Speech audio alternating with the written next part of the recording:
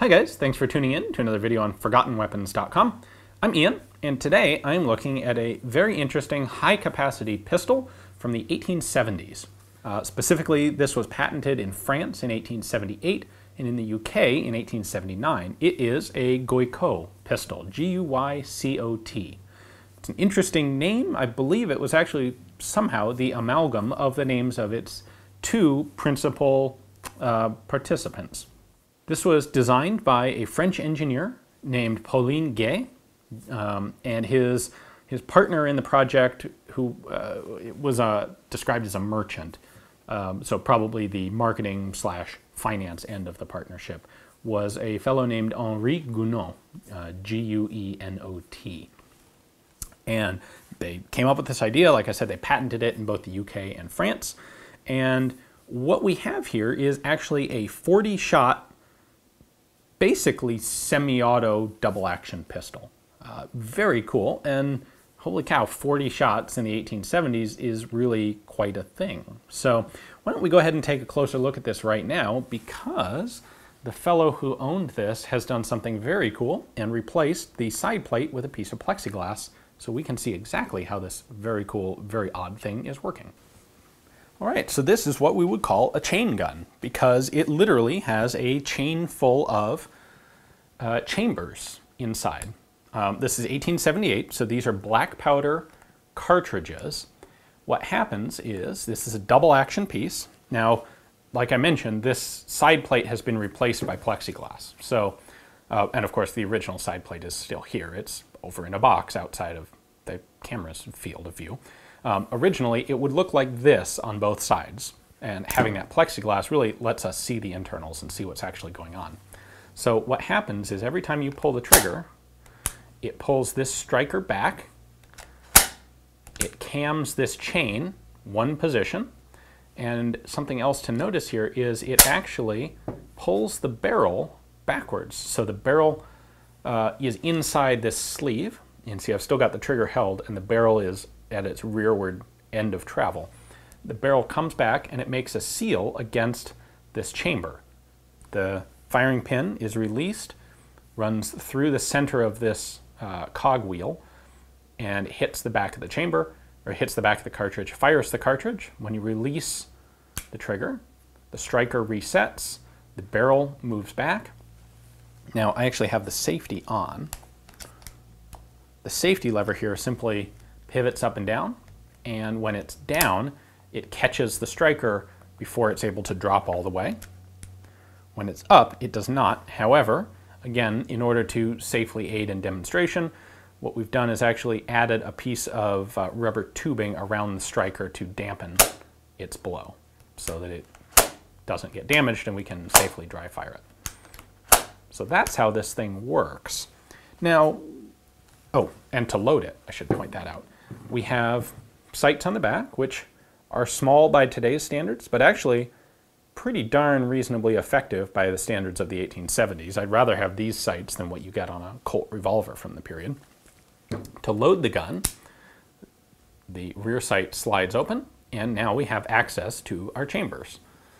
The kind of nerve-wracking sphincter clenching element of loading this is what you do is engage the safety, and then you have to pull the trigger to cycle the chain. So you load one, load the next one, like so, until all 40 rounds are loaded. And you hope that the safety doesn't flip off like it just did to me, because what the safety is doing is holding the striker back. If you forget to engage the safety, or you forget which, whether up or down was safe, you'll end up accidentally firing rounds while you're trying to load the thing up, which is not a good situation to be in. Now, this is a reasonably big, bulky, heavy pistol, although 40 rounds of semi-auto effective capacity makes up for a lot. This is serial number 58, by the way. We have a very small serial number right there on the butt. There's a B, and then below it, there you go, there's the serial number. Now, you may be thinking about this, and it may have occurred to some folks, how do you get the empty cartridge cases out? Because if you stuff them down in there, there doesn't seem to be any sort of extraction mechanism. And that's a very important observation. And the answer to that question is actually that these used rocket ball type ammunition, just like you would use in a volcanic. The idea here is that you have a projectile with a big hollow base, and the base is actually filled with powder and has an impact sensitive primer built into it. So it's literally caseless ammunition, and there is no brass case left to extract after you fire. So that's why you can press a cartridge in there, and then once you fire it, there's nothing left. You're just left with an empty chain that you're ready to reload. Now, the downside of that sort of ammunition is that it's roughly 25 caliber, and you can see just how tiny these chambers are. You have very little space for propellant in those projectiles. This was really quite an anemic cartridge. Even for the time, black powder pistol cartridges, this is a really wimpy cartridge. I don't have any actual data on bullet weight or velocity, but it would have been a light bullet and it would have been going fairly slow. The French guys who invented this were hoping, obviously, for military contracts, and I'm sure the primary reason that they didn't get any is the really low, the really wimpy power of this cartridge, to the point that even a 40-round handgun wasn't, because the power was just so lacking that it still wasn't militarily viable. I'll also point out, while this is a 40-round variant where this chain comes down under the grip area, there's also, there's photos out there of a 25-round version, which looks exactly the same, except that this guide pulls down here and the chain wraps around right there. So it's got a shorter chain and a 25-round capacity.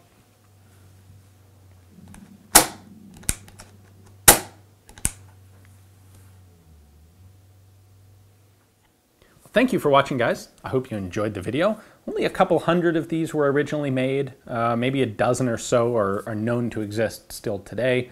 As pistols like this, the rifles are actually a little bit more prevalent. It kind of makes sense that more rifles would have been produced than pistols, because this does make for a pretty bulky, heavy pistol, where as a carbine, that weight gets distributed and it's easier to deal with.